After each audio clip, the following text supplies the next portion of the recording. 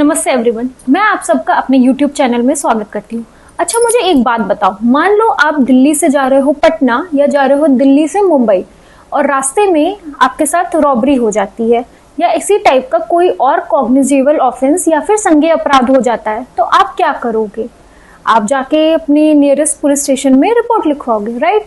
लेकिन मान लो police station में आपसे पुलिस ऑफिसर ये कह के आपकी रिपोर्ट लिखने से मना कर देता है कि यह क्राइम तो उनके जुरिडिक्शन में हुआ ही नहीं है, यानी उनके क्षेत्र में हुआ ही नहीं है, तो वो पुलिस स्टेशन में वो बोलते हैं कि हम आपकी रिपोर्ट नहीं लिखेंगे। तो आपको क्या लगता है कि वो आपकी रिपोर्ट लिखने के लिए मना कर सकते हैं? सोचो 2 मिनट के लिए सोचो। तो इसका आंसर है नहीं, वो आपकी रिपोर्ट लिखने को मना नहीं कर सकते। इवन इफ अगर उनका ये क्राइम जो है वो उनके जुरिडिक्शन के बाहर है, तब भी उनको रिपोर्ट लिखनी पड़ेगी और इस रिपोर्ट को हम लोग कहते हैं जीरो एफआईआर। तो चलिए आज के एपिसोड में हम लोग जानेंगे कि आखिर ये जीरो एफआईआर होती क्या है, ये इसकी शुरुआत कहाँ से होती है, आखिर इसे जीरो एफआईआर कहते क्यों हैं और इसके क्या फायदे हैं। तो उससे पहले मैं अपने बारे में थोड़ा आप सबको बताना चाहूंगी।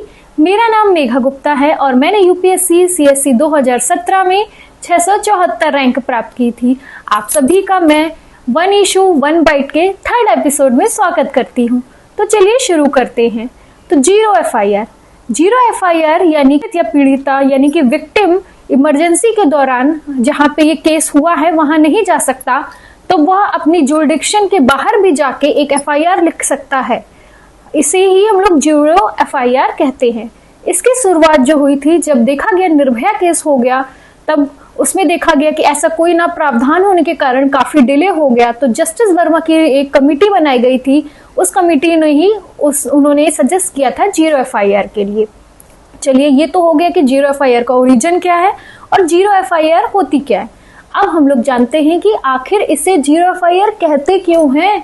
इसलिए कहते हैं क्योंकि जब हमारी एक नॉर्मल एफआईआर होती है तो उसमें एक एफआईआर का रजिस्ट्रेशन नंबर होता है, बट जीरो एफआईआर में यहाँ पे एक टेम्परेरी रजिस्ट्रेशन नंबर दिया जाता है और इसको बाद में जीरो एफआईआर को भी उसके जुरिडिक्शन के थाने में ही ट्रांसफर कर दिया जाता है।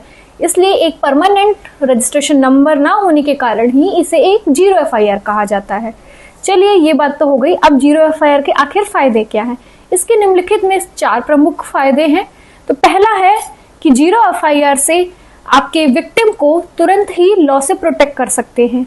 दूसरा जो फायदा है, इसमें एविडेंस को प्रोटेक्ट किया जा सकता है। तीसरा, पुलिस बिना किसी डिले के ही इन्वेस्टिगेशन शुरू कर सकती है। और चौथा, इन्वेस्टिगेशन इसलिए डिले हो गया है, इसलिए इसके कारण वीक नहीं पड़ता है। तो ये 4 प्रमुख फायदे हैं। तो आज आप बताइएगा कि आज का एपिसोड आपको कैसा लगा और अंतिम में जीरो एफआईआर के बारे में सिर्फ एक लॉ स्टूडेंट या यूपीएससी स्टूडेंट को नहीं पता होना चाहिए, बल्कि हर एक जागरूक सिटीजन को पता होना चाहिए, ताकि अगली बार कभी आपके साथ कोई कॉग्निजेबल ऑफेंस हो जाए और आप पुलिस थाने में जाएं, तो पुलिस थाने में आपको रिपोर्ट ये कह के ना लिखी जाए कि मैडम या सर ये जो क्राइम है वो तो हमारे जुरिडिक्शन में आता ही नहीं है। चलिए, एक बार और मैं जानती हूँ कि जीरो एफआईआर में ये मैंने बार बार शब्द बोला है कॉग्निजेबल ऑफेंस। आखिर कॉग्निजेबल ऑफेंस या संज्ञेय अपराध होता क्या है?